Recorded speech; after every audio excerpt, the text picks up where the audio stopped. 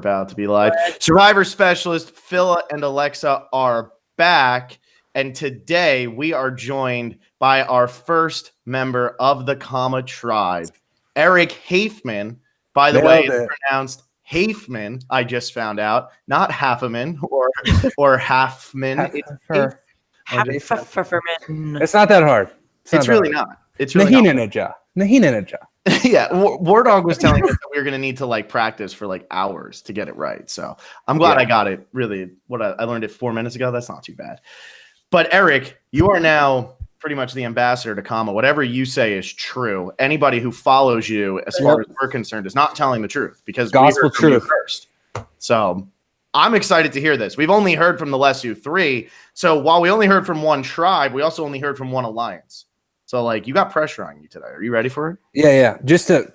I was in that one, right? That alliance. They mentioned me. Yeah, a lot. You were actually the leader of that alliance. I was on Lesu, right? Yeah. Okay. Got it. Exactly. I forget. I forget. Yeah. Do you remember who was in the Lesu 3? Do you remember the names of the people?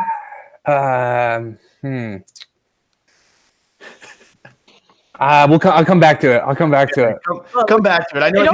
I heard that there's a mix-up that you also won the season. Yeah. That was also a thing. It's edited, It's reality TV, but there's some editing going on. The truth is that I won.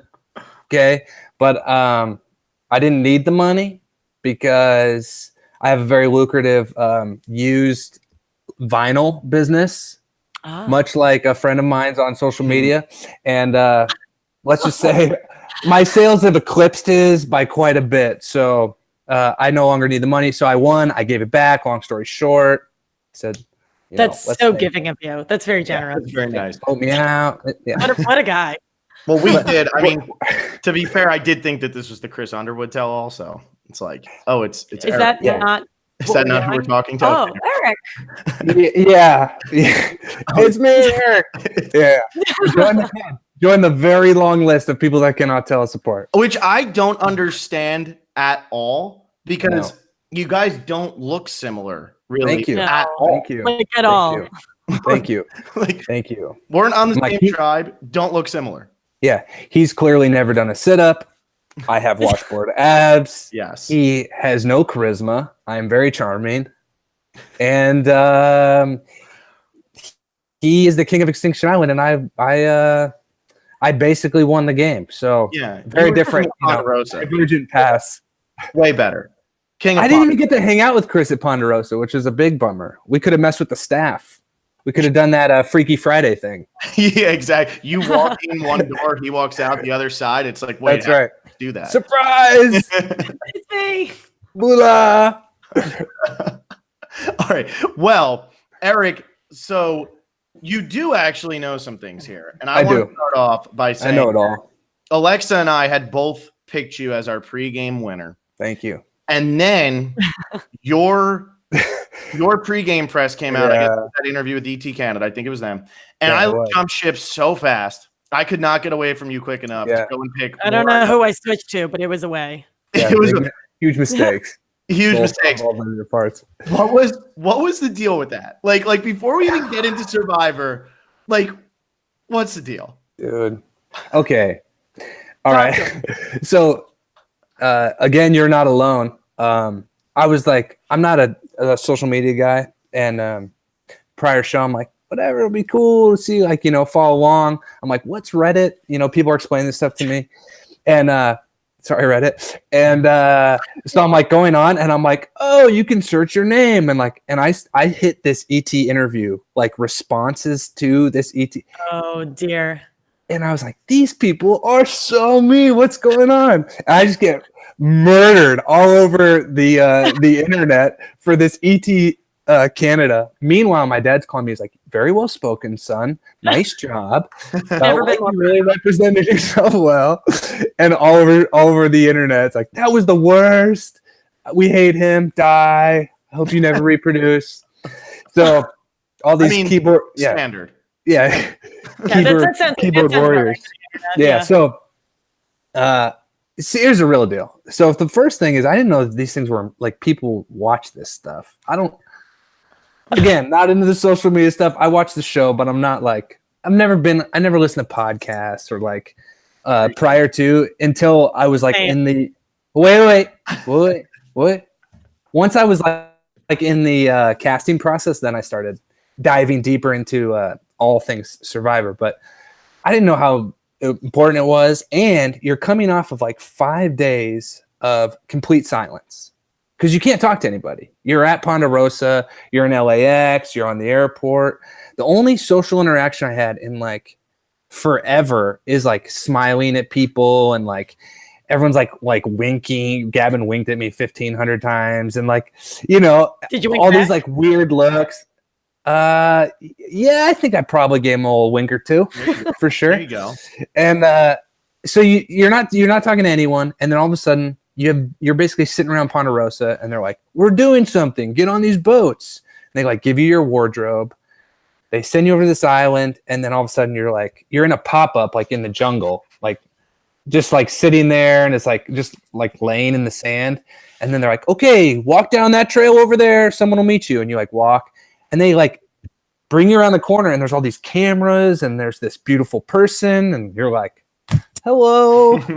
And then like, I don't know. I didn't know I was going to be judged so harshly. I just said whatever came to my mind. I didn't know it was that big of a deal. 3 days.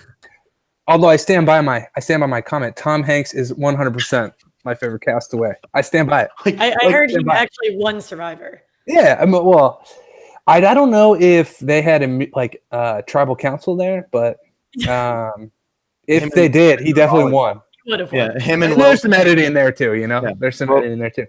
But yeah, I don't know, man. People hated that interview. I loved it, man. It was funny, and the best part is, so I've learned this about social media. All you trolls out there, keyboard warriors, check this out. I got some advice for you. Okay, when you do the long, absurd rants, it's too over the top. It's like, it just becomes super funny. And then I screenshot it and then I tweet it out later and I make snarky comments and I show my friends. But the like little short jabs that are like unrelated, like you're stupid and your face is dumb. Like little ones, like just, little jabs like that. Those are the best. So yeah, I mean, get personal. If you go too long on the hate rants, it just becomes, you know, it's you can't read the whole thing either. I mean, that's just exhausting. Oh, I do. Well, I love the whole thing. So War Dog's in the chat calling you a filthy casual right now. So is that the trolling you want? Like, that's pretty good. That's pretty good. That's pretty good. Well, and it adds a level because he actually knows me. So it's very personal. War Dog. That hurts. That hurts. I don't know what that means exactly. Is it because I'm wearing a t-shirt? Oh, being a filthy casual? Yeah. Is that why? Alexa, you want to explain it to him? I think we're being trolled, but you should explain it so that I don't sound like the idiot. See, I love this. This is my stuff. He's probably also going to ask you to take your shirt off in a little bit because I heard that you also asked him to do the same thing. So, yes. Yeah, several times. He never did it for me though. So I don't know what the line. He would have had to take a breath in order to take his shirt off. So. Wait, I have a guess. Filthy casual. That's like a Reddit thing. It's like someone that's like not that in, 1 foot in, 1 foot out. Is that it? I think you got it. See, I'm learning. Yeah. Now you're just a regular casual. I would text War Dog like, "Hey, what does this mean?" And he would have to explain it to me. He'd be like, "Oh, that's this. Don't worry about it." Or like, when you're older. Or like, yeah. Just he does like, it's fine. Yeah, it's good you had a coach like War Dog though, because while you definitely lost social media with that first interview, War Dog was winning all season. So yeah, I guess whether everybody hated him or not, he was winning. He was the talk of the town. So hey. There was a lot of talk that my whole interview was like me trolling social media. That's what I thought you were doing. I wish I was that smart. I wish I was. I was like, he's playing 4D chess, guys. This dude is the best. Next level. No, I was just like super weird and like, I don't know, not trying to talk Survivor speak. Just she's very attractive too. That Arisa Cox. She's very pretty. Yeah, and she's like, she has that like that aura, much like when I met you at that bar, Phil, you got that aura. Yeah, I know. It's like off-putting, It's Eric like just word vomited the second he met you. Eric, literally, oh gosh, he was mumbling, or he could. He said, Oh my gosh, it's you. Yeah. Then you do like, hello, and then That's sweaty were your hands. I did the double handshake thing. The politician thing. I think and then I just tumbled outside to TMZ. Wow, Yeah, and now you're here. And now you're here. here. I do want to say though, for all joking, all the jokes you're making here, Eric, when you met Yao Man, you kind of did do that. 1 million. I saw him walk in the door. And I was like, that's Yao Man, and I'm gonna go meet him right now. Because come on, how often? That's crazy. I'd never met him, and like I've lived out in LA for 3 years, and I bounce around to these things from time to time, and he like never really comes. So no one knows why he was there. What'd you guys talk about? Nothing. I went up to him. It was very short-lived, our conversation. So I basically ambush him at the door. I don't let it. He's in the threshold. Like he's in the first 5 feet where like if there was that fly blower, like it would have been like peppering us. You know what I'm talking about? Like in restaurants, like if there had been one of those, there was not. But if there had been, we would have been like in the wind tunnel. That's how close to the door we are. And I hammered him right away. Yeah, man. Oh my gosh. I'm a big fan. And he didn't know idea who I was. He was just like, and he was just like, he shook my hand like kind of politely and then just like kind of dipped off. And that was it. But then he looked over his shoulder. Our eyes met. And he gave me a nod and a wink. And that was he's it. ready for when you guys play together, you know? And I swear he had tears in his eyes. He had tears in his eyes. So emotional. You know what? I can vouch for that. That's 100% true. I saw Yao Man cry when he looked at Eric. And that's what this is all about. Look, mom. Hi, Mom.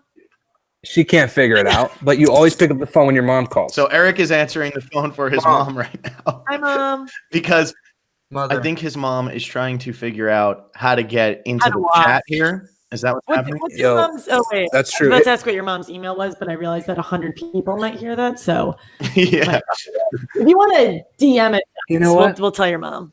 You know what, Mom? I love you. You can watch this later. I tried. Wow. Sorry, I just Mom. tried. I can't force her to pick up now. Where's War Dog? You got to have War Dog get on this and get Eric's mom the link. War Dog, help my mother from a distance. Just with social media, nothing else. Please. My mom's a saint. She's an angel. She sounds wonderful. All you 14-year-old, 15-year-old young men out there, when your mom calls, pick up the phone. Yeah. Even when you're podcasting. You will appreciate them one day, I promise. That's the best advice. This is heartwarming 13 minutes in. Yeah, I know. 13 minutes in, we haven't actually mentioned a day where you were on the beach. And I'm about to We should cry. talk about Survivor. We should talk about Survivor. I mean, that's up to you. I mean, I'm also down to just talk about like literally your 2 days in LA and Ponderosa if you want to. I mean, that's totally fine with me. I don't care. Whoa, that's kind of mean. That was kind of backhanded. There it is. Wow, just like that. People were on Ponderosa for 2 days. Yes, no. That's kind of hurtful. It's like, there's a lot of intricacies that happen in game that you're not even ready for it. They're 4-dimensional. Yeah, please. Just like my entertainment tonight interview, next level stuff. Well, you have the floor. We're ready for it. We're ready. Let's get into it. Let's do it. What do you want to talk about? You want to talk about LA? LA is the weirdest experience in the world. I like how it was let's get into it. He just goes back to let's get to the absolute last thing that happened. I'm just going to say one thing. This is a little caveat for all of you Survivor people out there. So who are applying. So you may end up at multiple casting finals, which may happen several years before you're actually put on the show, right? Basically, once you're in the quiver, if you make it through casting finals and they like you, you're kind of in the Rolodex. And then they're just going to plug you into whatever season that you like. Like, for example, the first time I got invited to casting finals, I had to turn it down because my youngest son was going to be born. It's like, can't do it. Not going to miss the birth of the son, which I regret. No, yes, you are a casual, what you're saying. What a mistake that was. Yeah. Can I ask what season that would have been? Yeah, well, don't ask me trivia, okay? We know how I do on Survivor trivia. Yeah, I'm a casual, so I'm going to get crushed here. Okay, so The first time I got invited to casting finals, it was for Heroes versus Hustlers versus Healers. What? Healers, Hustlers, and Heroes. Yes. So you would have been a healer, right? Boom. Yeah. You know, I could be both, right? I'm a paramedic. I'm a firefighter. You can put me. You're all I'm a hustler. You're just triple threat. It was gonna be 19 on 1. I was gonna be tried by myself. That was the theme. It was a special theme. I turned it down. But so when I call, I'm like, I'm sorry, I just can't do it. I'm not doing it. And they're like, okay, no problem. But just so you know, we're really busy. I'm in LA looking for you. So you can turn it down. But it was like, ouch, that hurts. Yeah. Lo and behold, JP. I'm JP. JP is me. Right? I was trying to think which healer you would have replaced, and no one was coming up. It was supposed to be me. So he owes me big time. Big time. So how did it feel to have, you watched that season, I assume. And yeah, of course I did. Is you. Talk to us about that. What was it like? No, man, shout out to JP. That's cool. I'm glad he got to play. I'm glad that he played and he enjoyed it. And it was good. I bet his entertainment. I don't know. Haven't done the research, but I bet you people liked his Entertainment Tonight interview more than mine. Bet you that's probably a fact. I don't know if that's a fact. I bet it is. I know Let's that take a poll. Fairplay's been giving you a hard time, but I want Fairplay's opinion on the fact that JP replaced you. I dare Fairplay to do a side-by-side analysis of those two hot interviews. Those were hot takes. Spicy interviews. Spicy. So much details. That's crazy. Oh my gosh, this guy's a lexicon. So then I don't go to that one. I go to another casting final later, which there's only one person on my current cast that was with me at casting finals. Okay? Because you kind of see each other throughout the week. At first, you only see a few people. You can't talk. You're very separated. They're very serious. There's no funny business for sure.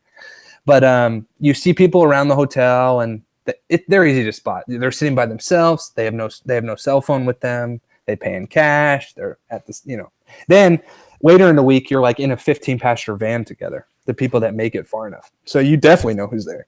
Anyway, there's only one person from my cast who is at my casting finals. And the morning we leave for Fiji, you just come down the elevator and boom, you're in the lobby with the cast. It's really weird. There's one person from my cast, right? And of course, I immediately look at this person. I'm gonna have you guess. I'm gonna look at this person, and I'm like, oh, familiarity. It was like an instant. I want to play with this person right now, and I got thinking immediately. My next thought is, how many of these other people were at casting finals together? Because in the early days, we'll transition right into Survivor. In the early days, you're looking for anything, right? To like some semblance of something that's comfortable or secure. The alliances are like flying. Mm-hmm. So it's kind of this little niche in the game that is completely out of your control that could potentially play a pretty big impact. So I remember the first night at around the fire. That was like one of my first kind of group questions. Like, so who of you guys were at casting finals together? Like, just I'm curious. Where's the alliances at? You know, because certainly when those first days are so off balance, you're so off balance. Anything you can grab onto is probably pretty big. So, did everybody answer that question? Who was your person? It was Gavin. Great guess, not correct. Wow. Fortune did not fare well for me because my person was not on my tribe. Chris. Nope. That's a good guess though, because you can't put my doppelganger on the same tribe. Imagine the confusion. It'd be a tribal so which one? I'm writing your name down, but I don't know which one you are. Are you Chris or Eric? Are you Chris or Eric? Oh, okay. That would be great if everybody couldn't figure it out, and it ends up being a tie, and everybody's like, wait, we don't know which one we actually want to go home. Why are there two people who look the same? Jeff, this is awkward. Yeah. I want that guy to go home. What's his name? This one. I'm trying to think. Alexa's still stuck on who is it. I love it. It's great. So Ron and Julia are hanging out. Twitter. Ron and Julia are hanging out in the chat right now, and they're not giving me the answer. So I can't. Shout out to Ron and Julie or Julia. Julia's hanging out. And War Dog. And of course, yeah. Was it? Man, what great people. Get them in here. Can we like shoot them in the video? Can we get all of us here together? Ooh. Except you, War Dog, you've had your time. Yeah, War Dog's not allowed in. He's actually banned. Oh my gosh. Okay, so this person was on Manu, and I know it couldn't have been Kelly or David. Is it Wendy? Nope. Good guess though. Great guess. I'm guessing that because that's what War Dog said. War Dog. What? It was Keith. No. Wow. I never met Keith. I didn't meet Keith until LA. I've never met Keith before in my life, except at the finale. That's crazy. Isn't that weird? Hi, Keith. How are you? Nice to meet you. Rick Devins. Nope. So Reem. How awesome is that? That is awesome. This is great. Wow. My phone is blowing up right now from people from the fire department. If they're watching this, I'm in so much trouble. Turn it off, fellas. Oh, wait, get back to work. Go. No. I'm at home. Important? Oh, okay. No. But this is just probably them. If you think people troll on social media, you should hang out in the fire station. Hang out with some firefighters. They will roast you. Fantastic fire pun, by the way. All of them. Thank you. Oh, I didn't even try. That on purpose. Oh my gosh, I didn't even try. Me with the fire joke. So good. I am waiting for the pirate joke. It was Reem. It was Reem. Oh, yeah. We were told you had some great pirate jokes. I don't want to force it, but we expect at least 5. I'll give you. I'll have a couple for you. We'll do like intermissions when. We'll let it naturally happen. Yeah, when Fair Play falls asleep, I'll throw in a pirate joke and wake him right up. I'll be honest with you, Fair Play is long gone by now, Eric. He fell asleep the second you answered your name. Oh, come on, Johnny. All right. So you have Reem. I got Reem. She's my girl. So you're feeling like good when you see her because you're like, okay, that's one person. Were you expecting to see more people? Honestly, like that you would have recognized. 100%. Yeah, totally. Especially because, yes and no. I knew my chances were getting low because I was at casting finals with so many people from David vs. Goliath. Mm-hmm. So then I'm like, that was kind of fun. Like watching the show I'd still never talked to them, but I was like, oh, that guy, that her. You know, it was pretty fun. Like, who's the robotics guy? Christian. Christian was that. I'm gonna have to leave. Oh snap! It took me a couple seconds. Get on your keyboards, Twitter. I'm not afraid of you. So check this out. Twitter handle. I love Christian. I was the biggest Christian fan the whole season. But one of my favorite Survivor moments in a long time was when he had the idol and Gabby was like backstabbing him, and he looks at Jeff. He goes, "Hold on, Jeff," and then he like looks at her. Mm-hmm. I'll play it. Mm-hmm. It was awesome. It was so cool. That like cold stare. He looked at her. It was so good, man. What a cool moment. Anyway, he was at my casting finals, and I was at lunch with him like every day. You know what he did every day at lunch? Little Christian trivia. Sudoku. The little, the numbers 1 through 9. He did it at every meal. How'd he do? I don't know. Probably excellent. The dude seems like a genius. He's just flipping pages like he's reading a book. Yeah. He's doing it blind. Like, how do you do that? It's impossible. You have to look at the numbers. Not Christian. Yeah, it's simple algorithms. Duh. Just like Rubik's Cube. Shout out Wendy Diaz, the Rubik's Cube master. So you get to the marooning, or I guess you get to the pregame, and you see that Reem isn't on your tribe. Not on my tribe. That kind of sucks because you had like some kind of prior bond, but you can't even really call it that. Yeah, the first 12 hours are so strange because you're thrust into this crazy experience. Obvious, you're on this pirate ship with a gazillion cameras, and they do this weird screen test before it airs, where you're on the boat but no one's there really. There's like 2 people there, just making sure you don't talk to each other or something, and all the stuff on the boat is fake. It's like plastic bananas and plastic apples, right? Mm-hmm. And I remember thinking to myself, I'm like, if this show is fake, I'm gonna be so pissed.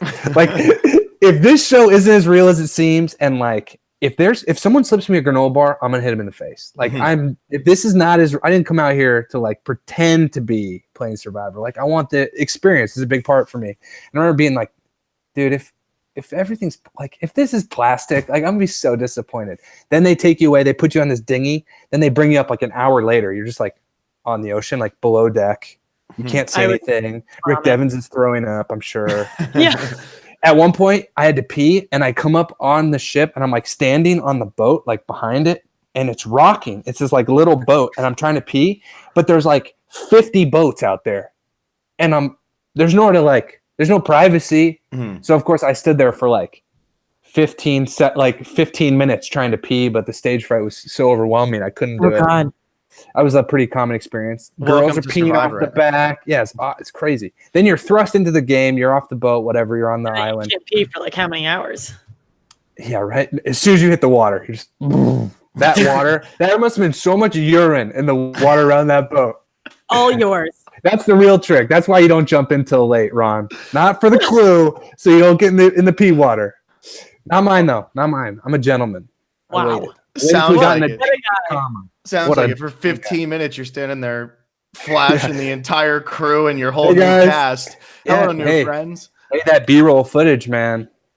That's special. Hopefully, that's like B-roll footage. I mean, the secret roll out that DVD box set with like bonus features. You know, castaways peeing off the boat. Boom. Eric Hafemann, see what everyone's working with. Keys and 15-minute short film.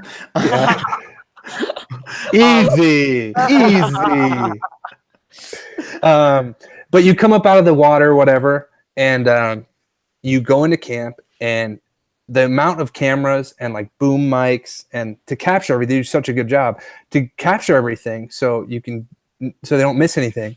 It's pretty overwhelming. You're not used to it. I mean, it is strange, and the game is playing, like it's starting, so it's really rapid, but you're so off balance. No one knows what to do. You know, you're just like, and this is where, you know, I think it really hurt, you know, our returners, because it's such a strange experience. In most seasons, it'd be pretty interesting. Like, well, now what do we do? How does the game actually build momentum? You know, but like, I think I like came up on the beach and I'm like, whoa, there's sand here. Whoa, a palm tree. And I look over and like Joe is like a fireman. I'm like, oh, cool. Sweet. Cool. Right on. I guess I'll build the shelter. Well, and that seemed like something you really didn't like, because like you just said, you were there for a lot of the experience and you felt like you were being robbed of some of that experience because Joe was so like just doing it. Yeah, I mean, it's tough though, because for every person like me who probably was like, it would have been kind of cool to try to make it, like to try to make fire without anything. Like it would have been kind of cool, you know? But are you going to do it after it's been made? Like, what a weird move. Like, I can do anything Joe can do. Watch me. Of course not. Like, you're just like, cool. Thank you, Joe. That's great. I'll move on to the next task I've never done before. But certainly for every person like me that would have liked to try it, I'm sure half the tribe was like, whew, I'm so glad that Joe did that, you know? So they're in a weird spot, man. They're getting pulled in every direction, and it would have been tough. But quickly that first day, to get into sort of more strategy stuff, like immediately the big twist is that there are these returnees here, right? And I remember on the boat when Jeff does his little thing and they bring out that airboat, but they bring the returners onto the pirate ship. I remember hearing out of like the corner of my eye, I think it was Julia, I'm not sure, but I hear like, oh, man bun. And I'm like, this is intense right now. Like, this is a high level of fandom going on. Like, I could feel like people's like, people I have seen on TV, you know, like there were some serious Survivor fans in this cast. I picked out Kelly Wentworth from like 400 yards. I just saw her hair like flipping like on the horizon. I'm like, that's Kelly Wentworth. That's crazy. So I'm a nerd too, Survivor nerd. So you've actually formal fan. I'm a very formal fan. Yeah, you've seen a season before your own, huh? Seen. Yeah, I have. I've seen lots of Survivor. I've seen lots of Survivor. So you see them coming in. You see, it sounds like at least from 400 yards away due to Kelly's hair. Once you see them up there, and then once you get Joe and Aubrey, what's your first thought? First quick hit thoughts. So relieved. Like, I'm so pumped to see Joe here, because my biggest problem coming in, I know, is going to be that, you know, post merge, I'm going to be this big target. I'm going to need as many shields as possible. And Joe's the best shield of all time. I mean, not just, you know, I'm not just a physical player. I always saw myself as very much a very good, like, social, strategic player as well. And Aubrey is, you know, tremendous in both of those areas, as well as a great physical player. She is super well-rounded. She's so good, and she's got the grit that you need, and she's really impressive. But I'm pumped because, you know, it was music to my ears. I thought to myself, actually, I had this thought, I might actually win this. Mm-hmm. And I've never watched this season of Survivor where I didn't think to myself, I'd win that show. Put me on the cast, I'll win it. And I've always thought that. And I probably won't next season because I know how hard it is. I know how many things are out of your control and how many endless variables there are. But up to this point, I think it's in the bag almost. And then you hit the beach. And so my very most pressing thought is, how does everyone else feel about the returners? And it is unanimous. They are not happy. Like, nobody wants them here. And it's interesting. I think this goes back to like the high level of fandom. Never crossed my mind until people are saying it. And they're saying things like this is going to be the Joe and Aubrey show. Like, this whole season is about them. It's not about us. The feeling was not only about the experiential stuff, but it was like, we are side dressing. Like, we are appetizers. They're the main course. We're just props in this season. That's all about the 4 returners. And you can see how people could feel that way, especially when the way the whole theme is introduced, you know, the things that Jeff has said, then we hit the beach, and it very much, you could see how that could go that way. So people are not super stoked. What did you think about the theme? Did that cross your mind? I think in the premiere, we hear Joe saying something about it, but I don't remember who he talks to. Like, did that just kind of move on quickly? So, you know, there are seasons of Survivor that have a very strong theme, you know, and they're very driven, right? Like Ghost Island, right? Mm-hmm. This like super strong theme that really pushes the season along. And it had mixed reviews, right? That season had about all the theme and how prevalent it was. And there's been a lot in the past. But there's also seasons where like the theme is sort of more of a thematic thing. It's not this big twist that pushes the show forward. I think Gabon is one of those where it's like Earth's Last Eden, and it's like, look, there's elephants. Look, Africa. Yeah, exactly. Yeah. Exactly, right? Yeah. Exactly. So, and then Joe, when they get on the pirate ship, Jeff does sort of this good job at camouflaging it. I don't think they show the whole thing in the edit, but he gives this kind of long speech about how these 4 players that are so good, right? That were so close in different ways, and yet they didn't win. And then he kind of connects it to, because in this game of Survivor, no matter how close you are, no matter how good you are, you're always on the edge of extinction, of being voted out, of being out of the game, right? And so I sort of initially just saw it as, okay, it's a theme related to, again, these 4 returners' personal stories in their past games. And it's sort of this, you know, this pep talk to get us to play hard and to, you know, to not take it for granted. But I think there are some super fans among the cast that saw their dream, like, of being the hero of their own season or whatever, like, evaporate. Like, oh, cool. So it's about Joe and Kelly, you know, and Aubrey and David, these beloved players of the past. And my game is like, I can't remember who said it, but I remember saying, the whole edit, it's going to be them. The whole edit. Like, people were thinking about that. I was like, the edit? What? What's an edit? What are you guys talking about? Yeah. But I get that though, because I feel like on these captain seasons, Coach had so many confessionals. Ozzy was the highlight of that season for pretty much. I mean, and then you have like Boston Rob. And even when Russell goes out, 3rd in that season, he gets voted out 3rd and ends up getting 17th. But like, even then it's like, okay, cool. Like, this is the Russell, like, how much time was dedicated to Russell in those 3 episodes he was in? It's crazy. So I totally understand that, because I feel like I would have a very similar take, because if you play Survivor, you want it to be like you. Like, you want it to be your game. You want it to be your adventure. You want it to be your experience. Yeah. And you always have that dream of being that person. Even if you don't win, it's like, I'm going to be the Christian who everybody's going to remember, 5 years from now. I'm going to be the Cochran, even though Cochran did play on Coach's season. But like, you want to be that, that character. And your tribe especially seemed like they took that to heart, where it was like, get them the heck out of here. Yeah.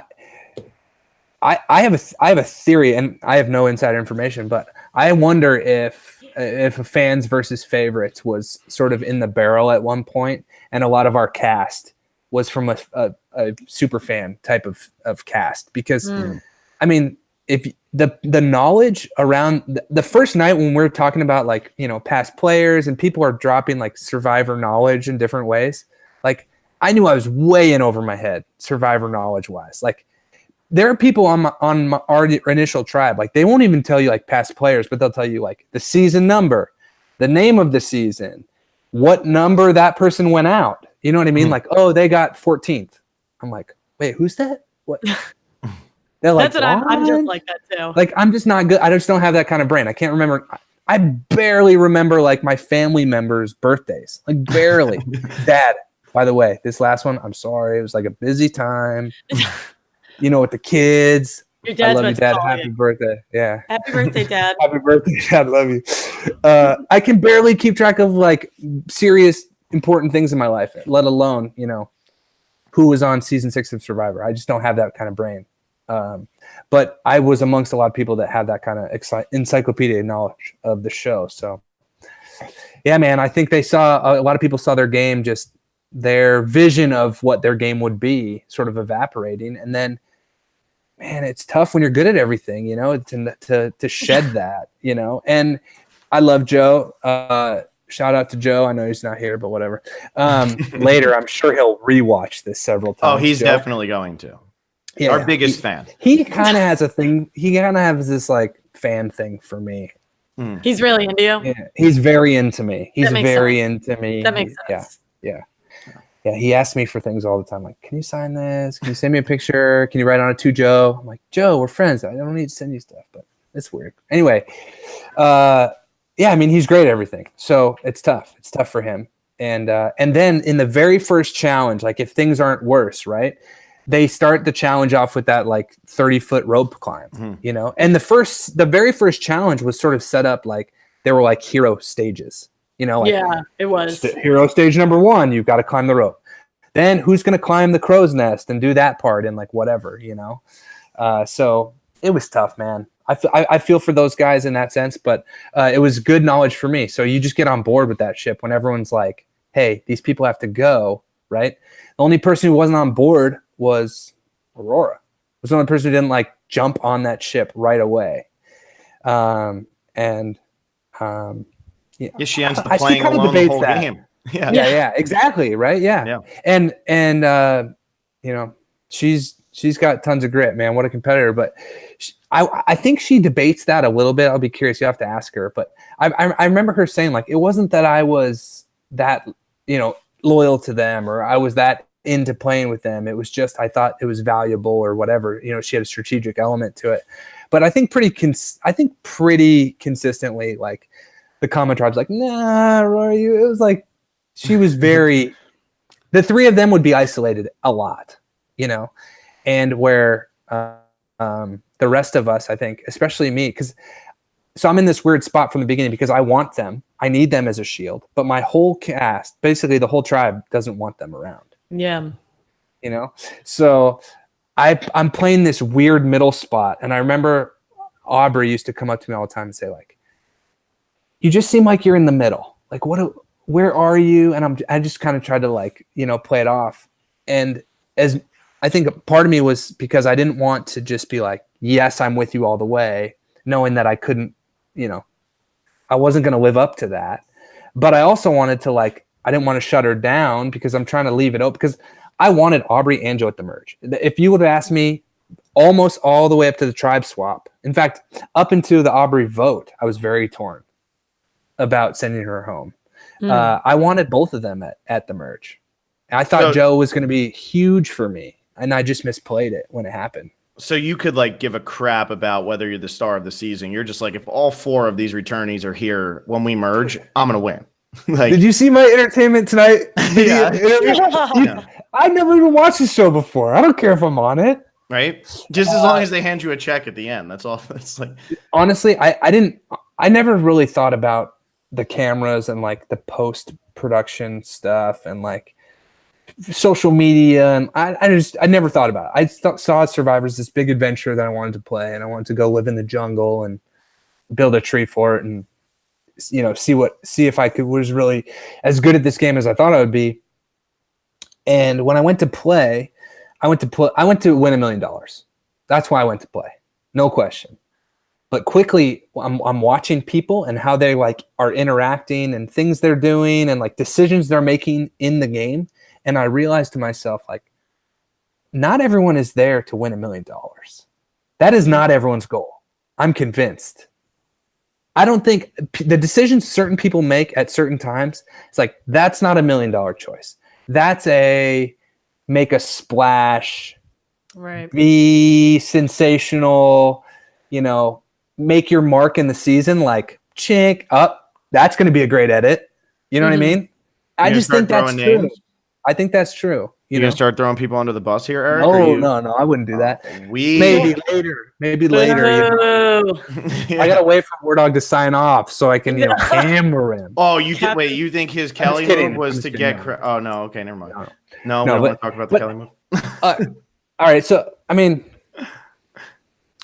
no. I'm not going to, but I do think, right? If you're going to play Survivor in the future, you need come into the game and make a decision. Are you playing to win? And if so, go for it. And if not, if you're playing to just, be a character, right? Be a big character and do something, do it. Cool. Go for it. Go nuts. Do wild things that make no sense. I love the shade right now. I love this. Is so great. This is subtweeting what we're doing. We're subtweeting right now, I believe is the correct term. Good. Yes, we have not added who we're talking about, but they know. Beautiful they know. You know who you are, people. You know who you are. So early on, can you talk a little bit about the dynamics? Because we really only saw, since Monty was going to Tarb all the time and you guys were living large over there, it really just 6-on-3. That's really all we saw. Can you give us a little more insight there? Yeah. Yeah. Well, the six comes quickly. Actually, the 4 came really fast. There was a core 4 beyond the 6. There was a comma 6 and there was a comma 4. And the 4 had some fluctuation, but Ron and I linked up super quick. I was always trying to find someone to play with that like people wouldn't naturally pair us with as like my number one. Ron and I just our personalities, like just if you didn't know us well, I don't think people would have guessed that we would have been like best friends in the show. He's like my favorite when anyone asks me who's like your favorite person on the I was Ron. Ron's my homie. I love that guy. And we had so much fun together. I couldn't say enough nice things about that guy, so I'm not even gonna try. I'll tweet out angry things later. There you go. I love you, Ron. But so that fit my like initial plan of just someone that we wouldn't be on the radar necessarily. And we decided early on, like we made this alliance and we basically said, I told him, I don't think anyone's going to pin us together. Let's try not to talk. Like if we talk, things are bad. If we don't talk, things are good. You know what I mean? And we would do that. We'd go 4 days without talking. We'd go extreme long periods of time for Survivor where some people don't go 4 hours without talking and like sneaking off together. Like, we know you're talking over there. We don't need any more firewood. We have all the firewood we need. It's fine. We're good. Just talk openly right here. Yeah. But yeah, we would go long stretches. And then I went and brought Gavin in, sort of. And then Ron went and brought Julian. And that was our sort of core 4 that we thought would go far. But I had a lot of concerns early on before I knew Julie well enough. I was like, I don't know if Julie's the right match because sort of she was kind of emotional at times and Julia, I really liked Julia right away too. She seemed just like locked in. I was really drawn to people that would be like steady, and some of the people were, some of the people weren't. But so we sort of formed this initial alliance really quick, and then it happened pretty naturally. Ron says that he sent me off to get Gavin. I don't remember that, but it's probably he sent you off. He was like, go bring him in. But I don't even remember like timeline wise. That conversation might have already happened, You know, it very well could have been like, oh yeah, I will, you know. Yes, sir. Yes, sir. Yeah. Oh, that's a great idea. I'll do it. You know, it was done 10 minutes ago, but I don't want you to know that. You know what I mean? So, I mean, it's rapid fire in those first 12 hours that things are happening so fast. But I went to bed at the first night being like, okay, if we lose, like, I'm cool, which I never really worried about.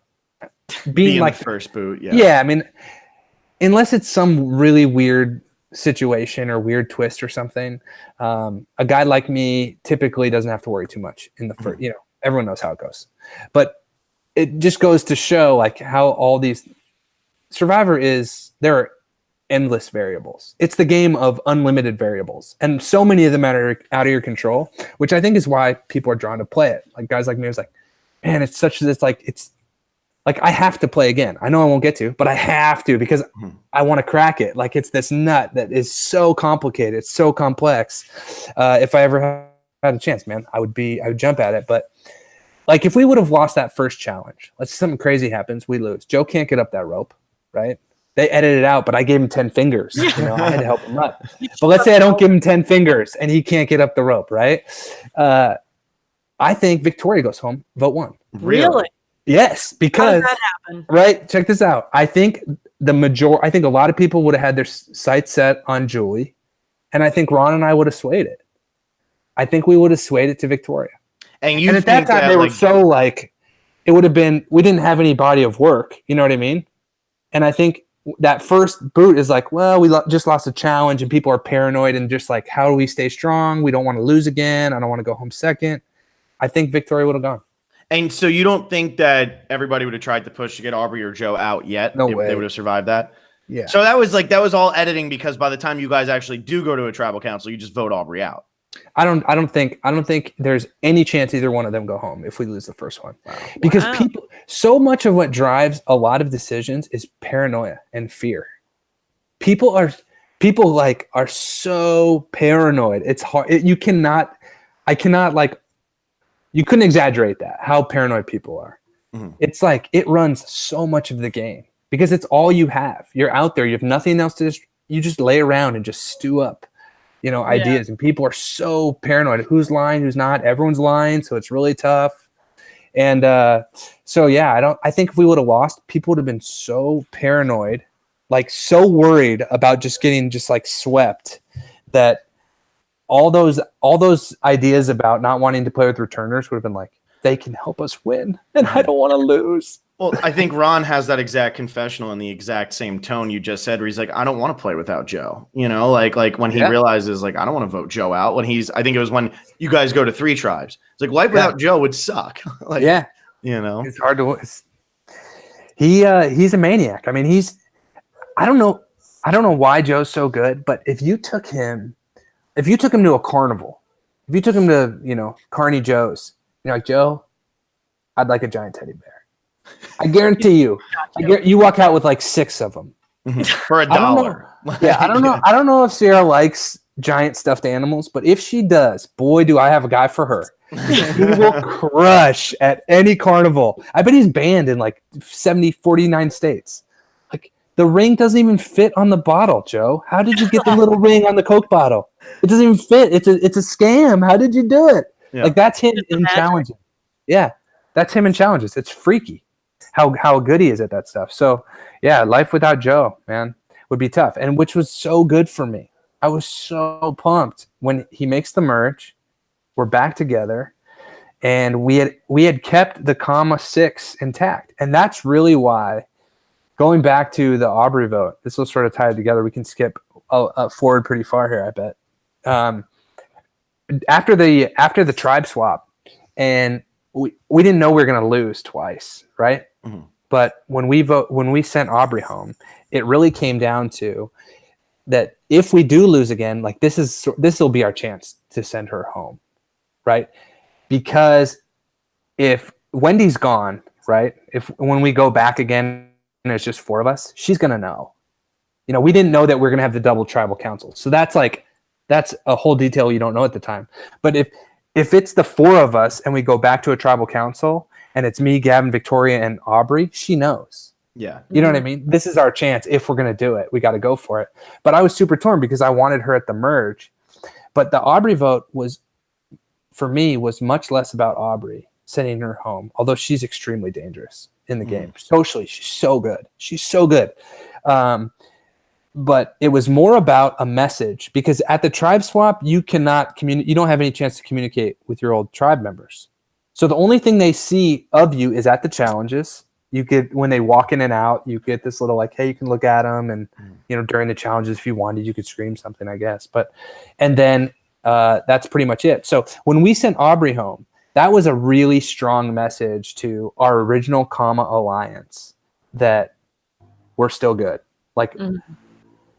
We're not drinking the returnees Kool-Aid. You don't have to worry about us. We just sent one of the returnees home. The 6 is still intact. You know what I mean? Like, if Gavin and I, let's just say, this never was even talked about, we wouldn't have done it. But let's just say Victoria and I and Aubrey would have voted out Gavin, right? Let's just say, hypothetically, I would have not only sent Gavin home and lost alliance, but I would have just blown the 6. Yeah. And within the 6, the 4, and you wouldn't have the opportunity to say, no, guys, but you don't understand. This happened. We had to do this because of this. You don't even have the chance. You just walk in, they see who you voted, and they come to their own conclusion. So you have to be careful about like the message that vote out send when you can't talk to when you can't explain yourself. Could you imagine like somebody voting somebody out and blowing up the 6? Like, could you imagine that happening at any point in the game? How would that happen? Yeah. Yeah, I don't know. I bet if it did happen, it would have catastrophic consequences for the whole group. Maybe. I'm the glue, man. I'm the glue. You sent me. I was the glue. I want to. So. It's so brutal, man. It's so brutal. So okay, I do want to talk about the tribal. Yeah, where Wendy goes home. But I think right now, just because you've said this so much, you keep saying you want Joe as a shield. And then Joe, the 6 votes Joe out right at the merge. Yeah. Why? So this is how it all goes down. First of all, I was not a fan of the idea at all. I didn't want Joe around. I didn't want Joe gone. I want him around. So this is what happens. Why are you smiling? What are you smiling? Ron actually said in the chat that Joe actually does win everything at carnivals. He does. He's probably she walks around holding big bears that she doesn't want. That is unreal. But I want them for you. I bet he does this before he does like the thing. Like ring toss. Yeah. Buckets. Okay. Yeah. So this is what happens, right? We get the tribe swap, right? And remember how Ron and I had made this tight alliance, but we had said, let's not let anyone figure it out. Let's hardly talk. Well, this is really successful because when we get split up, right, the message starts getting fed to comma 2.0 that it's comma versus Lesu and versus Manu 2.0, right? Manu 2.0, as Joe coined it, would be like Eric and the Manu 2.0. Like that I was running that camp and that I was going to come into the game and be very dangerous. And so before the merge, Joe divvies out some assignments to his cast, his new tribe. And Ron's assignment is to get close to me because I'm dangerous and because they're going to have to vote me out. They're going to have to get rid of me. Right. So the very first day we hit the merge, after the merge feast, Ron comes to me. He's kind of explaining this to me through laughter, how he has to get close to me. Like that's his assignment. Right. I'm like, you're going to be horrible at this because I hate you. What are the others? You're not my friend. You're not my friend. I don't like you. And so we kind of just, mission accomplished, Ron. We're close. You did it. And so right away, I know that, I'm on Joe's sort of hit list or whatever. And I just keep thinking, I got to shed this. And I had conversation. There were plenty of times I would go to Joe and say, Joe, like, I don't know what's going on, but you have nothing to fear from me. Like we can play together. We need to play together. Right. Mm-hmm. The only legit opportunity, and I didn't really buy it at the time because it seemed like it came more from like this very, very decimated Lesu tribe, was this like strong player alliance that I got approached with. Let's hear and it was basically like Kelly and Joe and like War Dog and me and Gavin. They kind of approached Gavin, I think, as a partner, and we're just like, oh, think about it, okay. But it didn't have. I don't even think it was legit, but I don't think it would have gained any traction. It was not a good idea, I don't think, at the time. But there was this one morning, right close to Joe going home, where I was out almost every night looking for idols. No one in this cast looked for idols more than me. I guarantee it. I would love to just like have an hour count. Mm-hmm. This person looked for idols this amount of time. I would go out every night, depending on how big the moon was, how much time. I'd be out there like, oh, it's a full moon. I'm not going to sleep much tonight. Mm-hmm. Or if it's like a sliver moon, whatever. So I was out there one morning like I always did every night, and the sun's kind of coming up, and I come across Joe. I see Joe looking for an idol, right? And he doesn't see me at all. And I'm like, I'm just going to walk up on him. Like, just kind of like, good morning, like, what are you up to? It's sort of like, see, like, nothing to fear here, Mm-hmm. And I just walked up. Like, I just said, hey, good morning, Joe. And I just, he goes, find anything or something? I'm like, nah, man, no luck. You? No? Okay. Hey, see you back at camp. Super casual. Walked out, right? And I'm thinking like, mission accomplished, right? Cool. Joe's going to realize I wouldn't walk up. Like, I wouldn't want him to see me idol hunting if I didn't trust him. And, I'm not going to share the fact that I just caught him looking for idol. I'm not going to tell anyone, and it'll sort of convince him that we're good, And then, like, I swear, man, it's like an hour later, people from my comma 6 keep coming up to me and going, hey, Joe's telling everyone he caught you looking for an idol this morning. Oh my God. Oh, dang it. I can't stake this. What is going on? So I remember that vote out. It was like, this is the time. I'm like, let's get Kelly. That was my push. I wanted Kelly out. And after the merge, I didn't talk to anyone. Like, I was very comma sold out because I knew that the key to me getting far in the game was for this alliance to stay together. We had it, mm-hmm. especially with the Joe vote, because after Rick comes back, there's this whole movement to vote Rick right back out. Mm-hmm. And Ron and I get together and we sway everyone basically. And if people weren't swayed by us, fine. But at least in the eyes of Rick and David, we save Rick. Mm-hmm. Right. And I think we did. I think we saved Rick. We sway the vote, ended up to Joe. So it becomes actually this big vote swing where Lesu is just demolished. We get Rick. We lose Joe, who wasn't one of our numbers. Right. He was sort of a variable that could go and work with Kelly, or whatever, or certainly he was on our outs. So he's gone. We knew Aurora would be some damage control, but we think we can kind of bring it together. So we have this huge vote swing, and we think now all we have to do is just keep us together, and we're good. And so Ron and I were really in fact, most of the comma I thought was pretty standoffish. Like, we didn't mingle a ton. Mm-hmm. I remember I would talk to him, but only if it was like right by the fireplace. Wardag and I talked about sports. I remember thinking, this guy's not even playing. He's not even playing right now. He just wants to talk about baseball. Like, he totally played me, but it was really smart because the Lesu people were scrambling. Like, where's my in? Where's the cracks? They're trying to find, and you got this guy who's like, I like the Mets, and I move boxes for a living. I move boxes for a living. But I remember telling him, I go, fine. When it's time to play, I'm your guy. When you're ready, this is going to fall apart at some point. When it does, just know I'm the guy who's going to play with you. Come to me. That was like, okay, you don't want to play now, you'll play later. Great. I'll be your guy. Of course, I don't live that long. But 3 days later. But it would have been awesome. So I want Kelly out. I'm trying to shake off this Joe stuff that keeps kind of coming back to me. And we're at this watering hole. We're at the well, and it's like me. It's impromptu. It was supposed to be just me and Ron. Maybe Gavin was there, but like a couple more people sort of joined. They saw us like from the Comma Alliance, and so there ended up being like 4 of us or 5 of us. And we're talking about, I'm trying to push Kelly, and Ron says to me something like, if we don't vote Joe out now, like, America's going to laugh at us. Like, we're going to be those people that had the chance to vote Joe out and didn't do it. Mm-hmm. And I'm like, like my gut is telling me no. And I'm just like, okay, all right, man, I'll do it. But I don't feel good about it. And Ron turns to me right before we like break and say, plan, okay?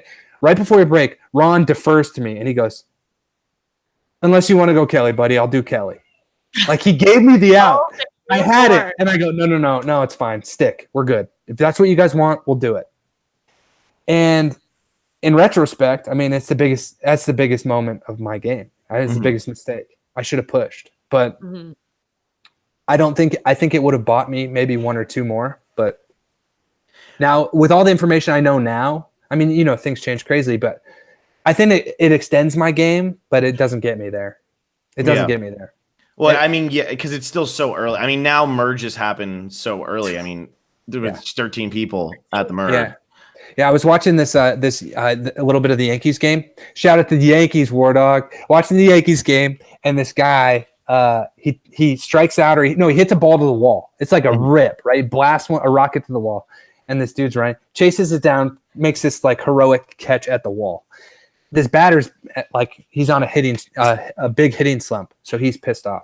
So he gets out in the dugout and he takes his helmet off and he chucks it like at the bench out of anger, and it bounces back off the bench and hits him in the face and splits his lip open, right? And he had to go to like the locker room and get like 12 stitches.